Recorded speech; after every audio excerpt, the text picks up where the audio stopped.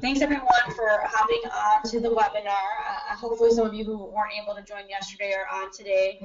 I'm Teresa Ramos, I'm the Director of Community Engagement for Advance Illinois, and we are going to take you through what's going on in Senate Bill 1 and the amendments as well in just a few minutes.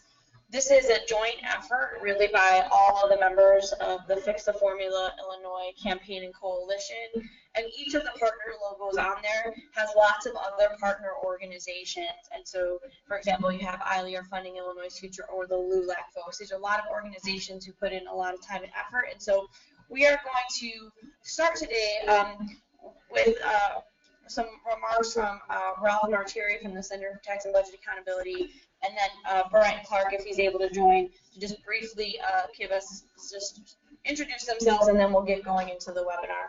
Ralph, do you want to go ahead? Yeah, thanks, Teresa. So, you know, what's most exciting about Senate Bill 1 is it's an opportunity to change the way we fund Illinois public schools to focus on what the evidence shows is sufficient to enhance student achievement statewide. The way this new funding formula works, it literally ties the funding on the front end into those educational practices which the research tells us will actually help children achieve better in the classroom. It's the first time we've had this evidence-based approach to education funding. At the same time, it provides sort of guidance for what the best practices are to run an education system. It literally provides stakeholders, taxpayers, with transparency and accountability to let them understand both whether or not the decisions being made locally are the right decisions from a best practice standpoint, and how close to having adequate resources to fund education their school district is. We've never had this data-focused, evidence-focused approach before in the state. It works everywhere in Illinois. It's not just good in rural areas or suburban areas or urban areas. It's good statewide, and it represents a tremendous step forward. Thanks, Ralph. And we know that Mike Jacoby led the presentation yesterday. Couldn't be on today. And then we have me and Ben Bohr, who will say hi from Advance Illinois. Hi, I'm Ben Bohr. I'm the Deputy Director here at Advance Illinois. And then Brent Clark is calling in right now. So as soon as he calls in, we'll ask him to announce himself, and he'll say a few words. And so, but we're gonna get started so we can kind of keep pace from yesterday. So we just click forward.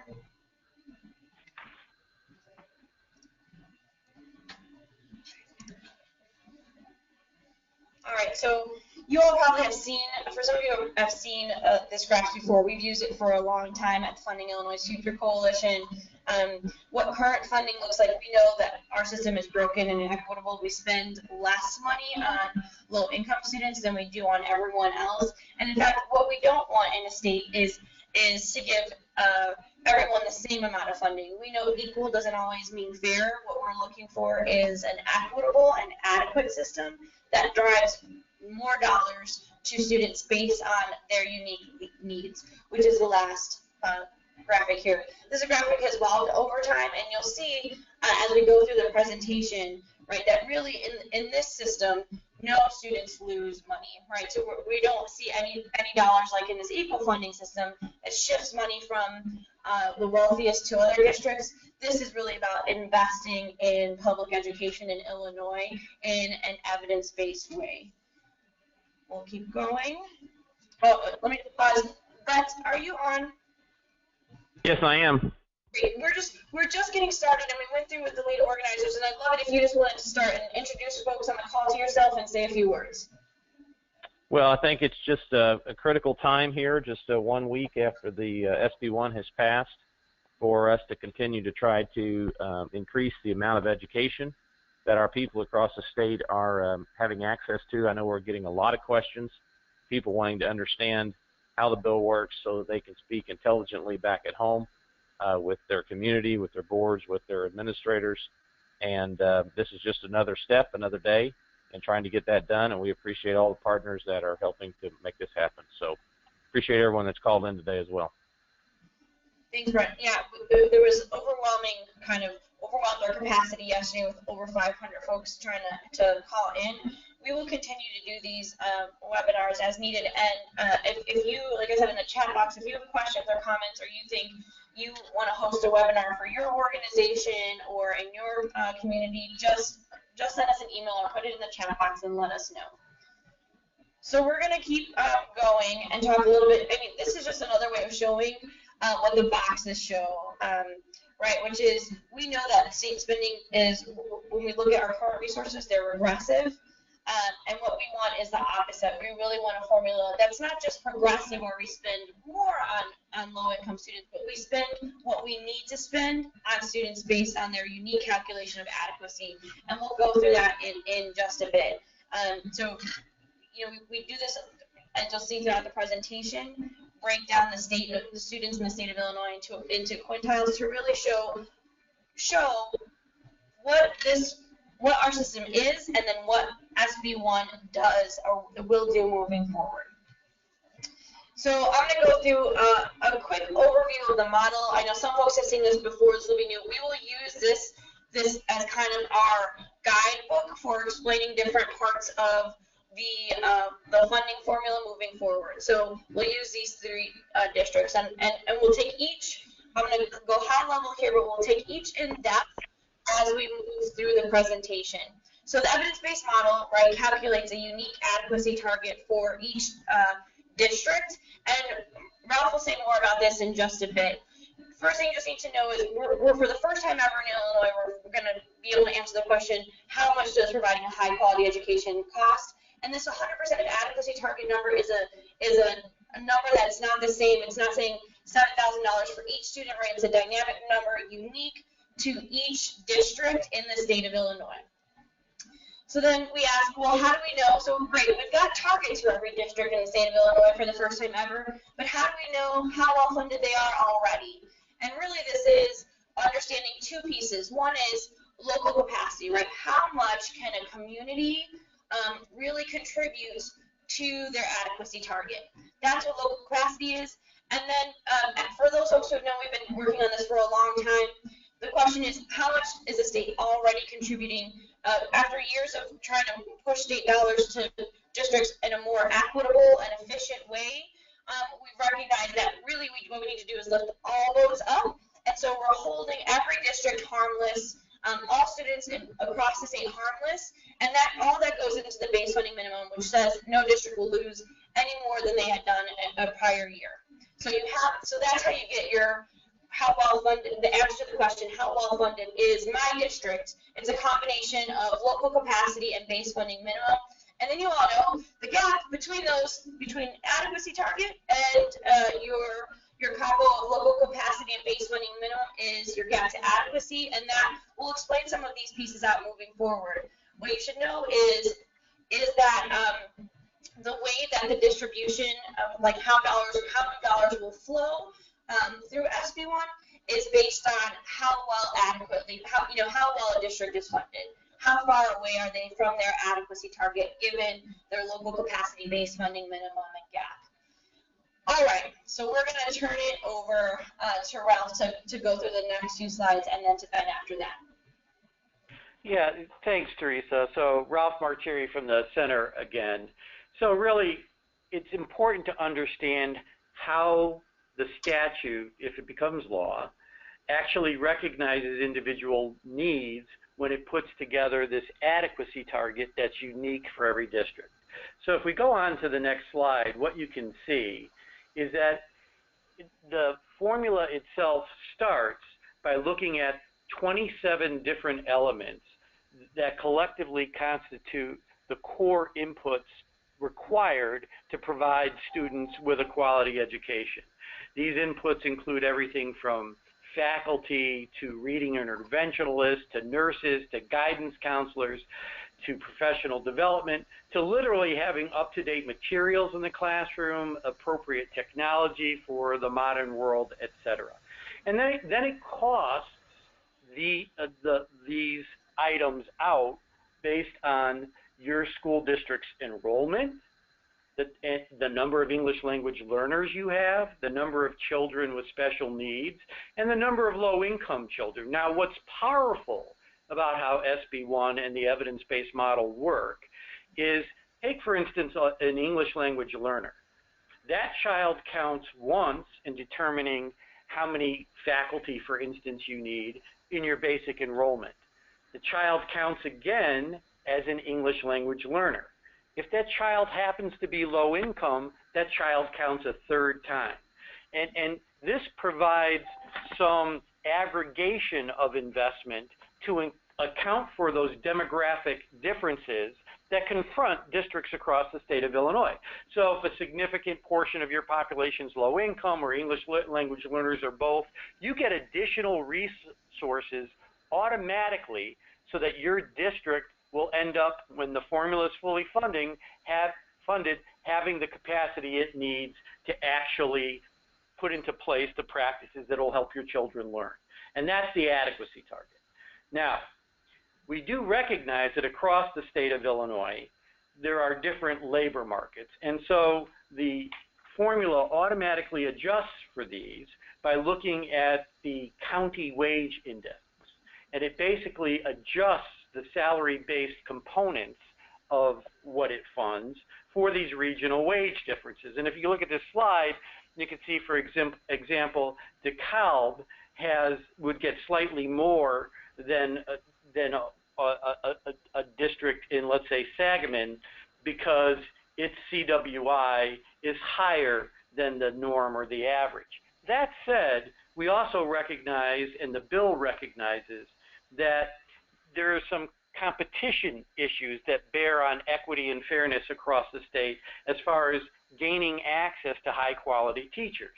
So school districts in the northeast quadrant of the state of Illinois can solicit teachers that are high-quality teachers from, let's say, Adams County or Johnson County in far southern Illinois. So to ensure that those counties and those communities have the resources to compete and keep their highly qualified teachers, we actually put a floor on this adjustment of 0.9. So that will provide some additional resources, and particularly to downstate districts, to ensure that they could remain competitive from a salary structure standpoint and hold on to their very high-end faculty as the formula gets funded going forward. So it's a really good way to identify both the overall needs every school district has, predicated on the children walking through its doors, as well as ensuring that there is some fairness in competition for high-end faculty. Thanks, Ralph. That was super important, because that was definitely something that a lot of our downstate folks were mentioning. So I'm turning it over to Ben to walk through the next few slides. Thank you, Ralph, and thank you, Teresa. As both of them have said, we have this. This is the first time in Illinois that we're going to have this evidence-based target for really every school district in Illinois, knowing the dollar amounts that we need to invest to help student achievement moving forward. The next piece of the formula then is, how do we think about how much funding districts currently have? And there are really two pieces to that. There are how much the district is currently getting from the state and how much this district can contribute. And one of our main pieces, as folks know, is that no district should lose money. So that money that's coming from the state, we want to start with that as a base and build from there moving forward. So the first part of the formula, next part of the formula then, is looking at the percent of adequacy for the district. And you see that here. That's made up, as I mentioned, of the local capacity and the base funding minimum, and that gives us what we call our percent of adequacy. It gives us a measure of how well funded a district is. And you see that here with this example, that this district is funded at 75%. 5,000 of that is existing state funding, which they currently get and will not lose, and 4,000 of dollars that they are able to contribute locally. So we have the base funding minimum. That's was the dark blue part of the prior chart. And every district will keep the amount that it received in FY17. Going forward, no district will actually receive less funding than the previous year. So the base funding minimum is not only a point in time this year, it's actually a point in time moving a set of dollars moving forward. So each year the district will get additional funds. Those funds will be placed back into the base funding minimum, and the district will build from there. The idea here is that we're building every district to adequacy, and by including that funds each year, we're making progress towards that goal. There is a provision if the state doesn't appropriate enough money, which we all are going to have to advocate for, about how the dollars have to be adjusted in that case. The second piece of the calculation of percent of adequacy is then how much can the district contribute locally. So that is done through a mechanism called the local capacity target. And this local capacity target uses the property wealth of a district and also the adequacy target of a district to come up with a comparison of how much capacity that district has compared to other districts in the state. So districts with higher property wealth will be expected to contribute more. Districts with slight higher adequacy targets will actually be expected to contribute a little bit less. But in general, the property wealth is a key driver here. As we know, we have huge variations across the state in terms of property wealth. Just want to go into a little bit more depth with the local capacity target. Recognizing that we have a property tax system in Illinois with a lot of variation.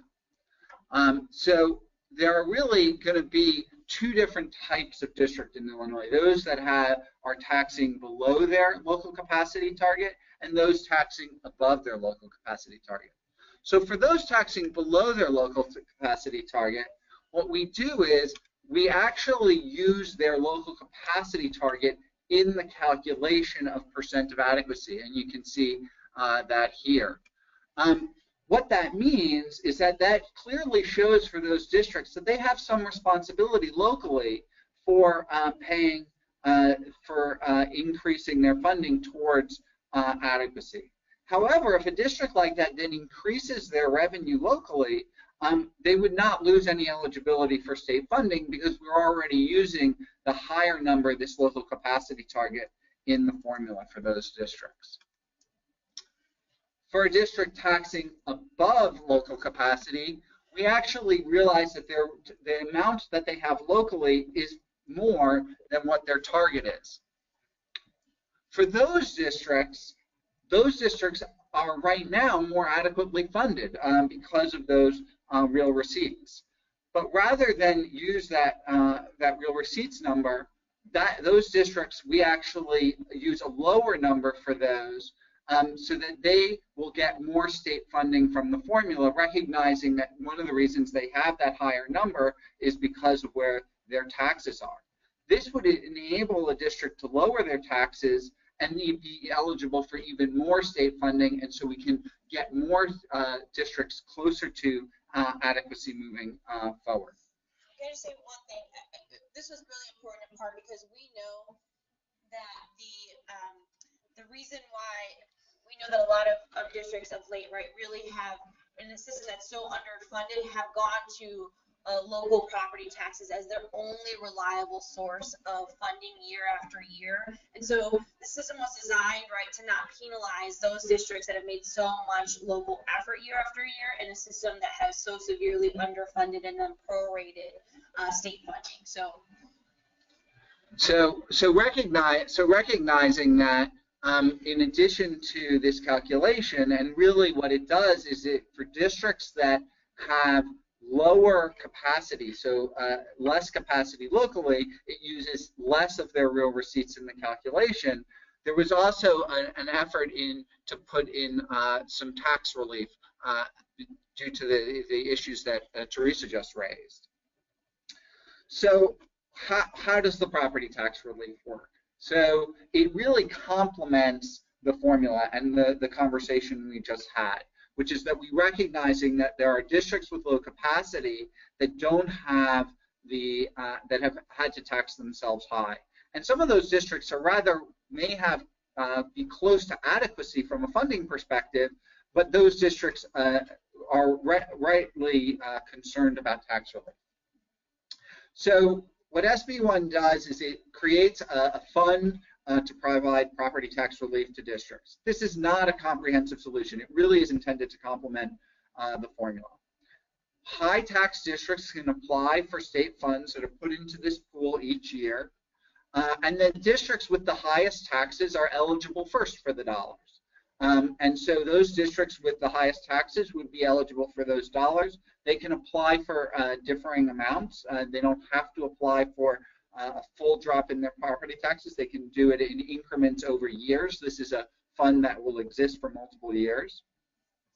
Districts with less local capacity will get the greatest benefit from this. So a district, let's say there's a district that can only really provide about 20% of their overall adequacy number. A district like that would receive 96 cents on the dollar for every dollar of property tax relief they provided.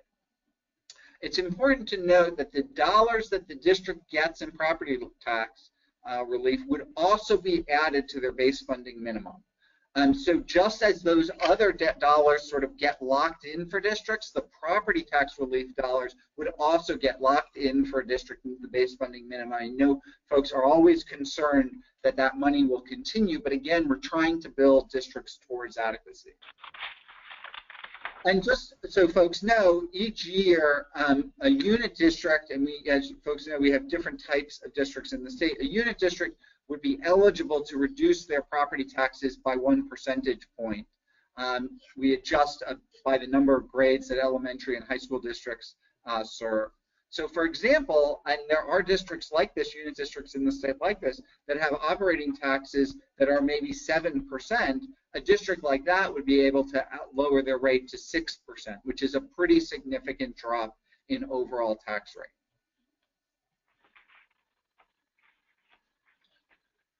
So all of those pieces come together. We've talked about the percent of adequacy, and that sort of leads to this conclusion. I think this is a really powerful map to help understand Illinois.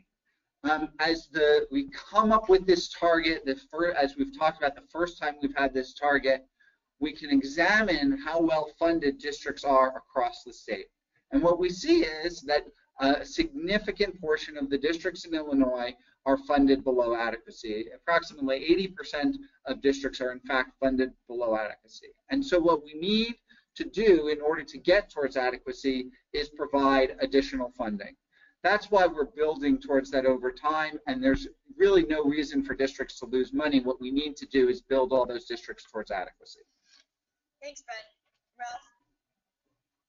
Yeah, so now we're moving on to how CPS, Chicago Public Schools, are treated under SB1. And so the first thing I want to make very clear to everyone that kindly joined this webinar today is it is not a bailout. This bill finds a way to put CPS, for the first time ever, on the same footing as every other school district in the state of Illinois. And to understand that, you have to see how both the block grants and the pension issues have been treated under the legislation. So number one, those Chicago block grants, which are just such a consistent cause of controversy and finger pointing, et cetera, go away. Moving forward, CPS will apply for reimbursement, et cetera, for its claims, just like every other school district in the state. However, you know, it is a core principle that no school district in Illinois loses funding just because we're switching to the formula. And that's a real, not just fairness piece, but it's a rational piece. because as Ben just noted, 80% of the school districts in the state are underfunded, and heck, when you look at the dollar amount, it may be anywhere from $3.5 to $4 billion and change underfunded. So taking away current funding from any school district makes no sense, and certainly it doesn't make sense to take funding away from CPS, which has such a significant low income and minority population to educate. So what we do under this legislation is include their current block grant funding in their base funding minimum. Now, that has consequences for Chicago. Yes, it's part of their base funding. This is the only way to ensure they don't lose money going forward. But because it's in their base funding minimum, it moves them closer to adequacy. So it will actually reduce some of the future transfers they get. And I think this graphic shows that really well. So you have a CPS adequacy target of just over $15,000. You see the block grant in that dark blue being included in the base funding minimum, and that just moves them closer to adequacy. So it does reduce their transfers over time. And once again, treating CPS just like every other school district in Illinois. Next, we go on to talking about pensions. And this is another very controversial issue, but once again, handled within the context of the formula in a manner that treats all school districts across the state of Illinois the same. So Chicago Public Schools are literally the only school district in Illinois that has the sole responsibility to fund their own pensions. And funding their pensions, you know, there are two parts to that. There's the normal cost of your pension contribution, and that's just what you owe to fund the benefits for the members of the pension system, mostly teachers that are currently working. But then there's the legacy cost, the things you have to make up for what wasn't funded before. Literally, CPS has to fund both of those things out of their own local resources, while all other districts in Illinois have both of those items covered by the state.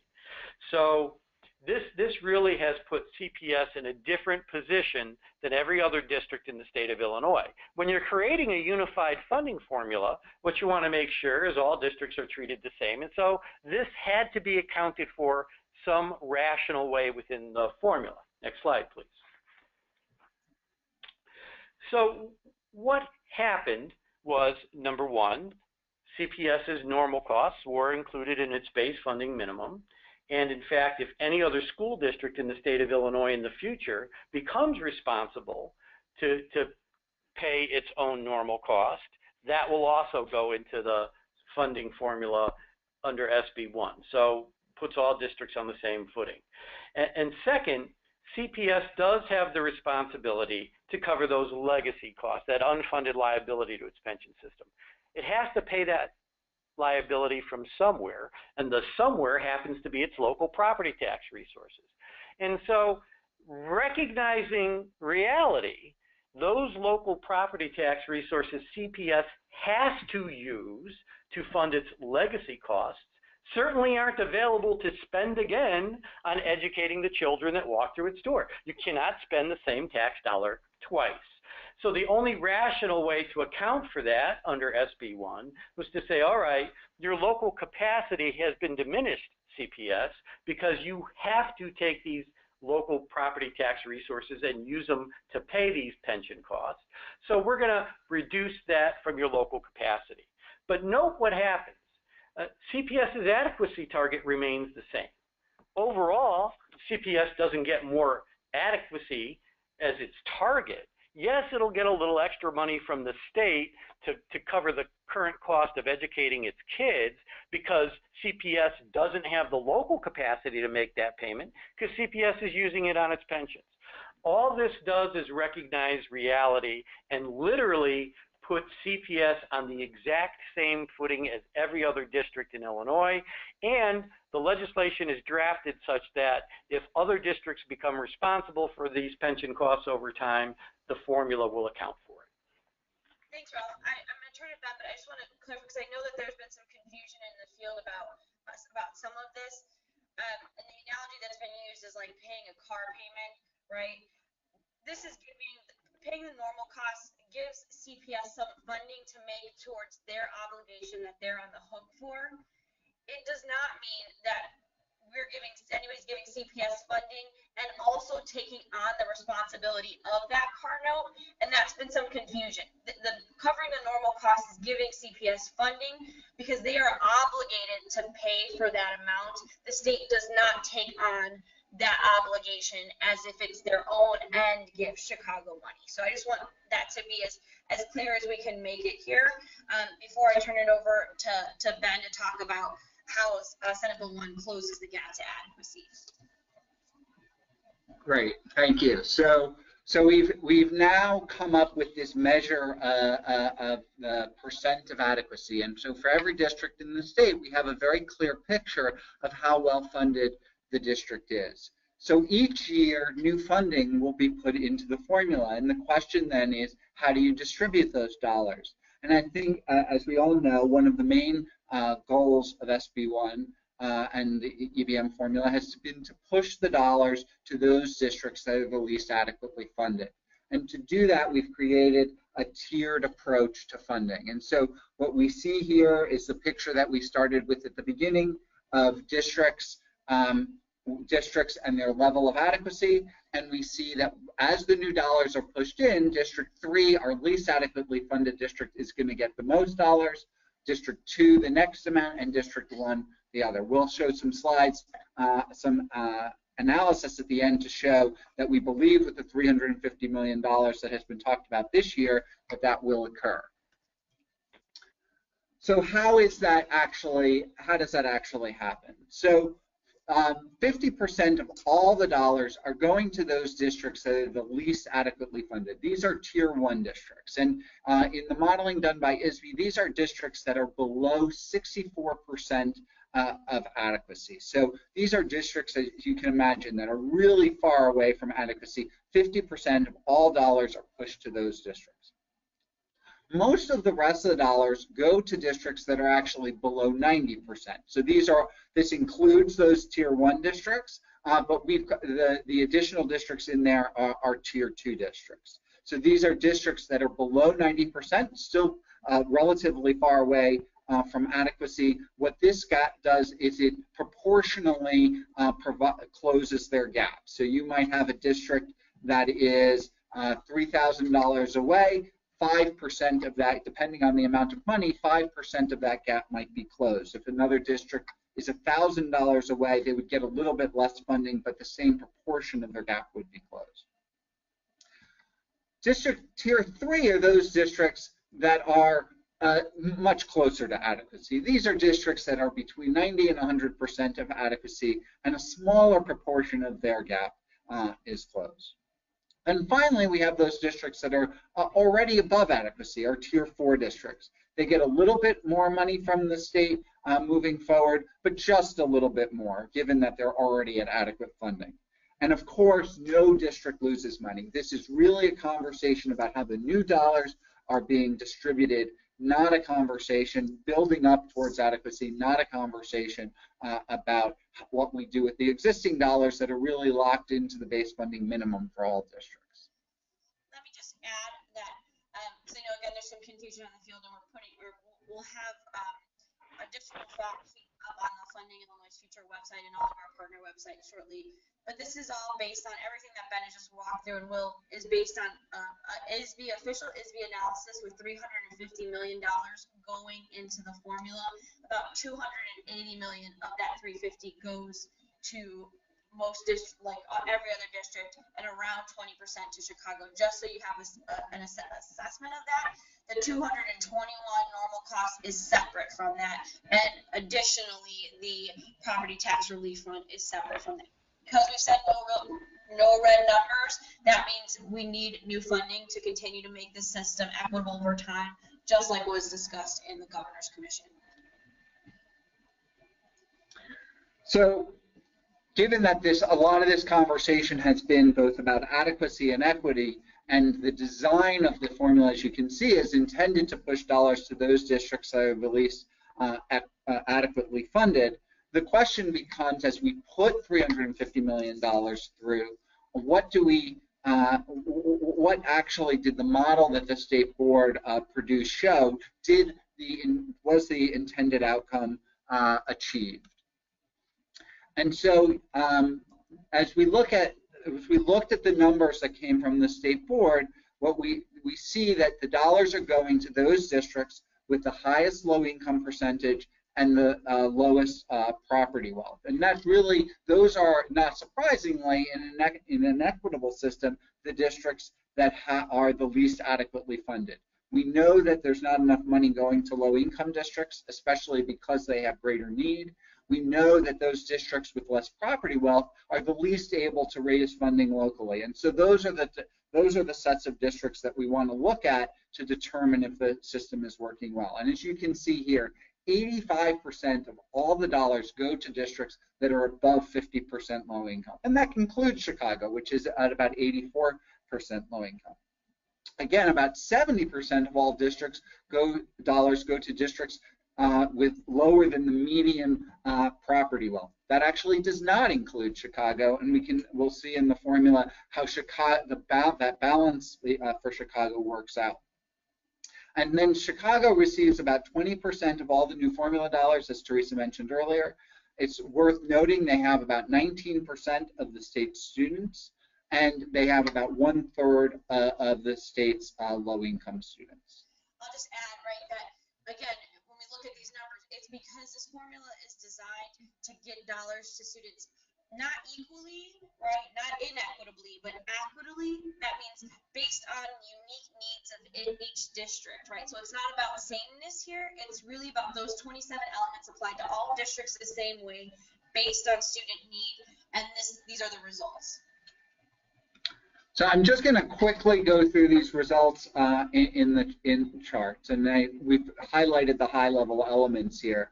But what you're looking at here is a bar chart of the state split into a number of different segments based on the low-income percentages of the districts. So starting on the left-hand side, we have the set of districts that have low-income populations between 0% and 22%. So these are the districts with the least low-income students in the state. As you can see here, in those districts, there's approximately 320,000 students. Each of the bars actually represent about approximately 320,000 students, except for Chicago, which is actually larger than that. So we see that the districts with the least low-income students are really getting the least dollars from the system. They still get about $9 million from the system, but these are districts that are likely adequately funded for a variety of reasons. As we go all the way over to the right-hand side, we see those districts with the highest low-income populations, and those are districts that are between 66% and 100% low income, and this is districts all over the state. This bar does not include Chicago, but as you can see, $138 million of the model go into those districts. These districts are the most low-income districts and the least adequate, some of the least adequately funded districts in the state. Chicago, as you can see, gets about $70 million. This was mentioned, it's about 20%. Not really in line, not quite in line with the other low-income districts, but that is because it has some more property wealth than some of the other districts in the state. Similarly, we can look at this from a property wealth perspective. And so what we see is that we can actually use that local capacity target as a measure of property wealth. We talked about it as a measure of local capacity, and it really is a measure of local property wealth. And what you see is those districts with the highest low property wealth in the state, districts that are able to raise between $9,500 and $17,500 dollars, which is almost, for some of these districts, is almost the entire adequacy number. These districts, again, with an enrollment about 320,000, are really getting the least from the formula. And that is because they're able to raise almost all the dollars locally, and because many of these districts are adequately funded. Going all the way to the right-hand side, we have the districts with the least property wealth. And these are districts that are below $3,500 in local property wealth. For many of these districts, they're able to raise less than 20% of the funding for education, the adequacy target themselves. And so these districts are actually getting $156 million.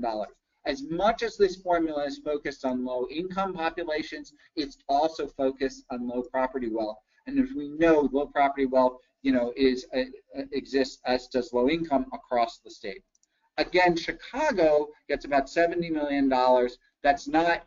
That's actually puts it somewhat in between the 28 million and the 82 million. Again, because its property wealth is more in the middle of where the state is.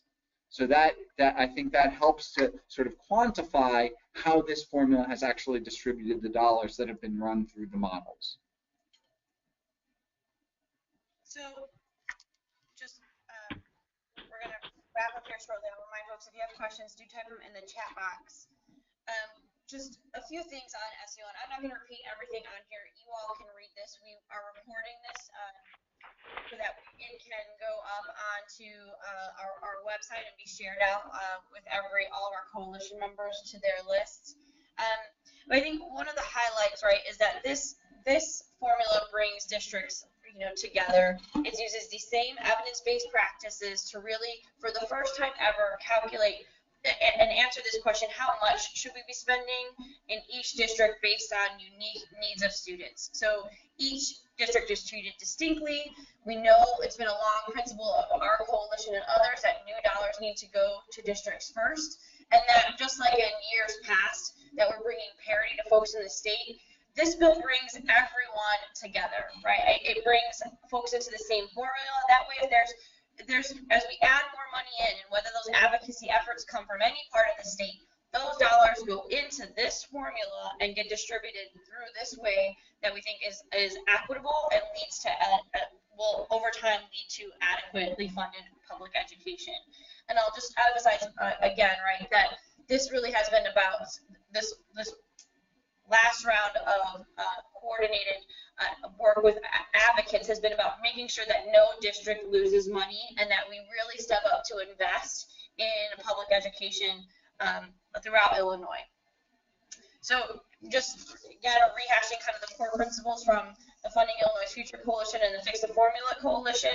We know we needed a formula that recognizes student needs and accounted for local differences in property wealth, which we know is part of why the funding system is so regressive, and this is designed to take us a step closer to an equitable system. As Ben just went through, we wanted to see that, with increased investment, that this would close funding gaps over time, and that we need to do the maintenance to keep this closed. And we love it if there were a lot of experts in education funding throughout the state by the time folks kind of got through this round of understanding the bill. And then we know that we need to provide a stable, sustainable system that gets to adequacy over time. Time and time again, we've heard from educators, superintendents, and folks across the state that we need stability.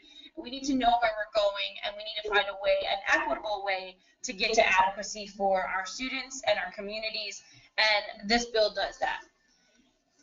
So I'll turn to Ralph. Any last? I know Brent's had to hop off. Any last remarks, and then we're gonna wrap up. If you have questions, now's the time to throw them in the chat box. But Ralph, any closing thoughts?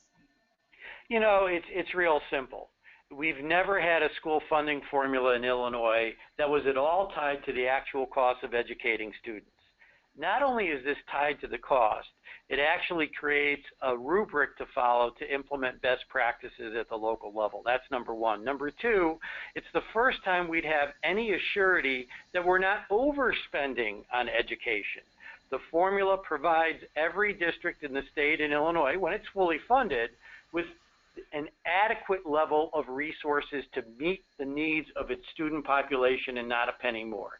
You cannot ask for a better approach to education funding, founded in the evidence and limited to what's really needed to move student achievement forward. Thank you, Ralph.